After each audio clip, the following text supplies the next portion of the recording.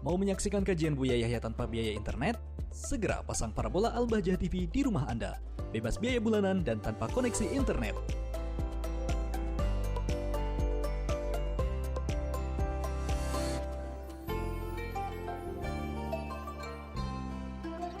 Baik, Assalamualaikum warahmatullahi wabarakatuh. Buya, saya mau bertanya, suami saya ini sudah setahun lebih tidak menafkahi saya, setahun tidak pulang dan tidak memberi kabar. Dia menghilang karena saya selalu menagih uang yang dia pinjam ke saya. Uang tersebut pemberian dari almarhum ayah saya untuk memenuhi kebutuhan bulanan saya.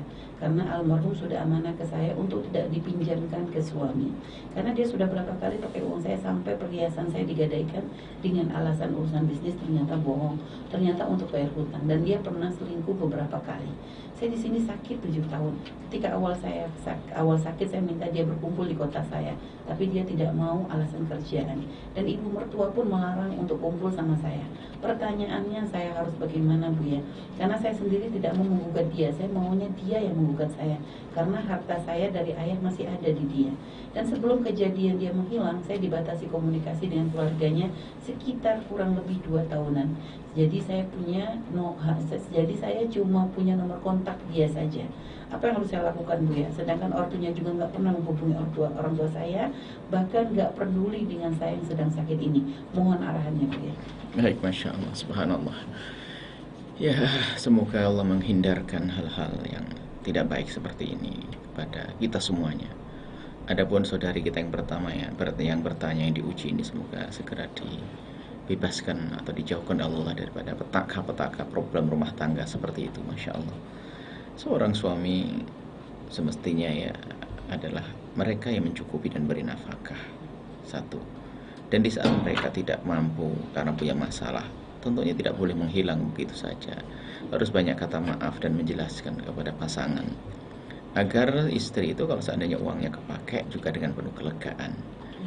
Ini malah ditagih dengan malah pergi, kalau betul nih cerita dari sang istri, pergi kemudian tidak ini, kemudian bermacam-macam cerita larangan untuk ketemu orang tuanya ikut-ikut larang. Wallah alam kebenaran seperti apa. Kalau benar apa yang disampaikan ukhti atau saudari kita ini, maka memang secara fikih kalau sudah suami tidak memberi nafkah begitu, seorang istri berhak mengajukan ke mahkamah untuk cerai dan tidak dosa dalam hal ini. Jadi itu hak Anda sebagai seorang istri. Kalau Anda sabar, di mana-mana kesabaran Anda bisa saja dilakukan oleh siapa saja, dan itu ada maknanya. Kalau Anda sabar, boleh-boleh saja. Tapi kalau ternyata Anda tidak mampu, ya Anda ambil langkah dong, yaitu dengan cara berpisah. Kalau memang tidak bisa didamaikan, tidak bisa bertemu, komunikasi juga susah, tidak memberi kabar. Nah, adapun kalau Anda ingin menanti dia untuk menggugat, mencerai, dia mungkin tidak akan terjadi, karena otomatis dia nanti akan dibebani untuk penyelesaian tentang utang-utang dan sebagainya. Dia saja sudah lari kok. Yang jadi korban keduanya adalah Anda lagi. Anda terkatung-katung sampai kapan seperti itu. Kalau memang kalau betul cerita Anda benar, kalau suami Anda betul orang yang gak peduli dan seterusnya seperti itu, gak ada perlunya dengan orang semacam itu. Karena apa? Hati Anda tambah sakit, nanti tambah ada kebencian, tambah ada ini. Kalau memang Anda ingin mengakhiri secepatnya, yang hilang hanya duit Anda. Perasaan Anda akan segera terobati. Mungkin setelah itu Anda akan hidup dengan kembali hidup baru lagi. Tapi jangan menanti dia menggugat. Kalau dia menggugat, dia ngerti mungkin. Kalau menggugat, Anda menuntut, dia mengerti itu semuanya. Bisa jadi mengerti maksud kami itu.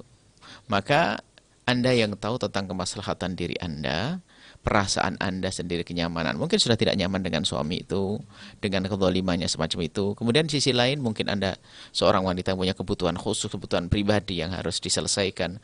Kalau begitu Anda tidak usah menunda, tidak usah menunggu. Kalau hilangnya duit itu biasa hidup di dunia. Kalau di surga Anda tidak akan kehilangan. Di dunia itu ada hilang duit, hilang ini. Memang sedih, sakit dan sebagainya. Tapi apa bisa Anda lakukan? Anda malah menanti, Anda terkatung-katung. Umur bertambah, terus sakit juga bertambah. Karena Anda terus mikirin terus, ngenes sakit. Apalagi kondisi sakit juga. Kondisi sakit. Maka Anda terbebas dari dia yang dolim itu akan menjadi menjadi lebih nyaman hati Anda nanti. Tinggal Anda menata setelah itu, buka hati Anda untuk memaafkan siapa saja, selesai. Jika ini benar apa yang Anda sampaikan, karena cerita sepihak kan dari Anda. Kalau seandainya saya ketemu suami, apa jawabannya? Wallahu alam. Jika benar apa yang Anda sampaikan, itulah solusi yang hendaknya Anda ambil. Allah alam bisawab.